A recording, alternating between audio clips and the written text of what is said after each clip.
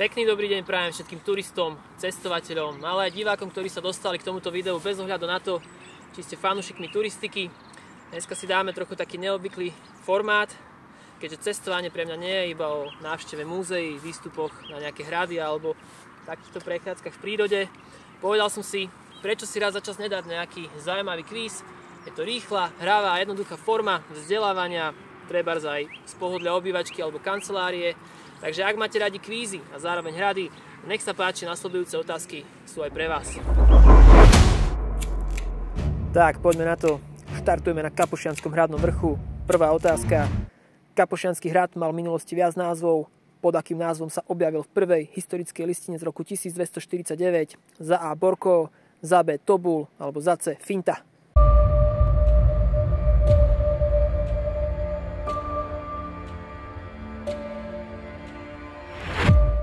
Správna odpoveď je B.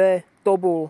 Ďalšie historické názvy Kapošianskeho hradu sú napríklad Mogluch, Kapi, Maglovec alebo takisto aj Maglocký hrad.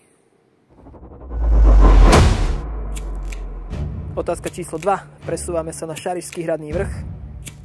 Hrad Šariš vystriedal viacero majiteľov, ktorý šľachtický rod pôsobiaci najmä na východe Slovenska sa zmocnil na začiatku 14. storočia.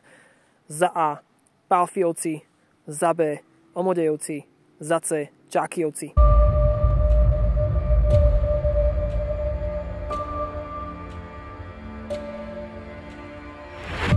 Správna odpoveď je B.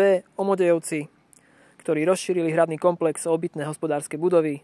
Rod prišiel o hrad po bitke pri Rozhanovciach v roku 1312.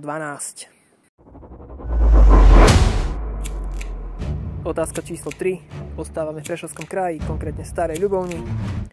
Na druhom poschodí gotickej väže bolo väzenie, ktorá významná osobnosť slovenských dejín bola väznená na Ľubovňanskom hrade. Za A. Anton Bernolák, za B. Móricz Beňovský, za C. Ľudovít Štúr.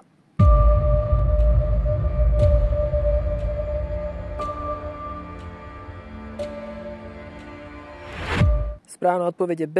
Móricz Beňovský, ktorý bol na Ľubovňanskom hrade uväznený za účasť pri organizovaní vojenských jednotiek bojujúcich proti vtedajšiemu poľskému kráľovi.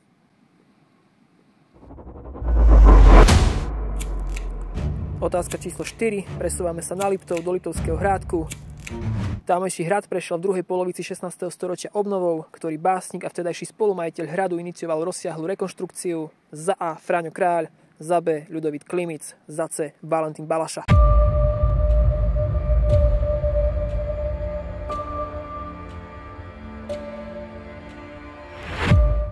C. Valentín Balaša, ktorý patrí k najvýznamnejším slovenským a uhorským básnikom 16. storočia, písal v slovenčine, v maďarčine a takisto aj v turečtine. Otázka číslo 5. Ostávame na Liptove, konkrétne na hrade Likava.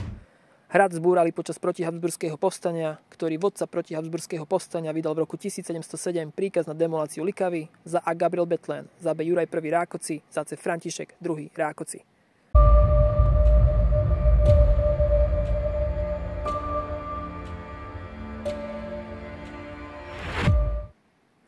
Správna odpoveď je C. Príkaz na zbúranie hradu bol vydaný pri ústupe povstaleckých vojsk Františka II. Rákociho pred habsburskou armádou. Stalo sa tak v roku 1707. Otázka číslo 6. Presúvame sa na Turiec, na hrad Sklabyňa. Pod hradom Sklabyňa bol v 17. storočí vybudovaný renesančný kaštiel, ktorý šlachtický rod inicioval jeho výstavbu. Za A. Revajovci, za B. Andrášijovci, za C. Bočkajovci.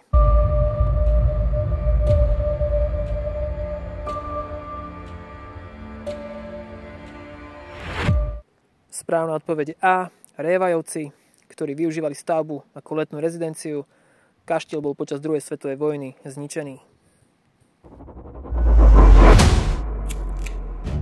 Otázka číslo 7. Sme v Žilinskom kraji, na hrade Strečno.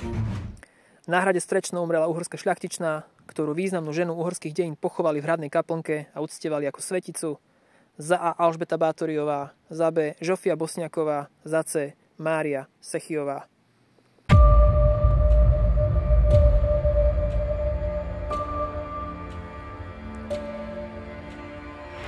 B. Žofia Bosniaková, jej pozostatky boli prevezené do kostola v Tepličke nad Váhom. V ďalšej otázke smerujeme na Považie, na Považský hrad. Imrich Balaša nechal pod hradom postaviť kaštiel, v akom stavebnom slohu je vybudovaná pamiatka z prvej polovice 17. storočia, za A renesancia, za B barok, za C klasicizmus.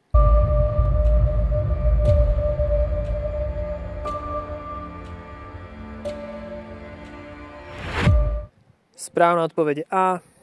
Imrich Balaša využíval kaštiel Burg ako sídlo v čase správovania hradu a priľahlého majetku po uväznení brata Žigmunda.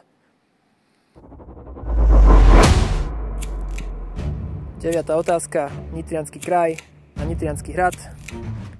Súčasťou Nitrianskeho hradu je najstarší diecézny chrám na Slovensku, komu je zasvetená katedrála na hradnom vrchu, za A svätý Emerám, za B svätý Mikuláš, za C svätý Ján Krstiteľ.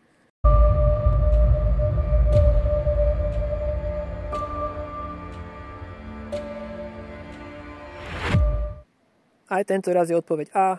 Katedrála mala v stredoveku štatút baziliky, za baziliku bola opätovne vyhlásená v roku 1998.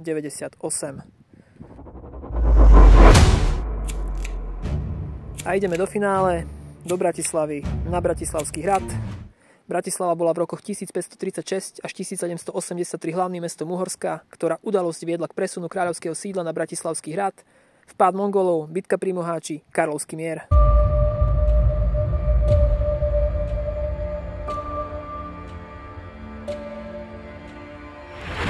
1526, bitka pri Moháči. Korunovácie prebiehali v dome svätého Martina do roku 1830. Uhorský snem zasadal v Bratislave do roku 1848. Kvíz máme za sebou. Nechám na vás, aby ste si sami zhodnotili svoje znalosti a vedomosti o histórii slovenských hradov. Na záver mám ešte 3 otázky. Ak uznáte za vhodné, napíšte mi dole do komentára odpovede. Vaše názory a postoje nie sú dôležité iba pre mňa samotného, ale aj pre zamestnancov a pracovníkov škôl, centier voľného času a rôznych kultúrnych stredísk, s ktorými som spolupracoval a v budúcnosti ďalej plánujem spolupracovať pri organizovaní rôznych kultúrnych a cestovateľských besied a podujatí. Takže, prvá otázka. Ktorý región Slovenska považujete za najmenej propagovaný, respektíve najviac nedocenený? Druhá otázka je opačná. Ktorý región Slovenska považujete za najviac propagovaný, možno až preceňovaný, a to na úkor iných regiónov v našej krásnej republike? No a posledná, tretia otázka je, ktorý typ cestovateľských lokalít alebo turistických cieľov je pre vás najatraktívnejší? Môžeme si dať 5 možností: za hrady a zámky, za B múzea a galérie, za C rozhľadne, za D nejaké prírodné chránené lokality, napríklad vtáčie územia alebo dendrologické lokality so vzácnymi druhmi stromov. No a za E, posledná možnosť sú štíty, respektíve kopce v horách, napríklad Ďumbier, Kriváň a podobne.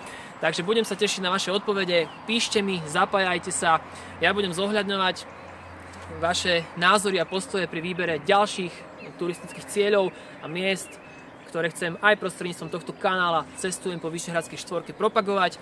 Pevne verím, že spoločnými silami, aspoň malou mierou na svojom poli pôsobenia prispiejeme k tomu, aby tie najviac neznáme a nedocenené miesta, či už na Slovensku alebo v štátoch Vyšehradskej štvorky, získali aspoň trochu viac pozornosti. Toľko odo mňa dneska na záver. Ja vám ďakujem za vašu pozornosť, teším sa na vaše odpovede. Dovidenia, do počutia.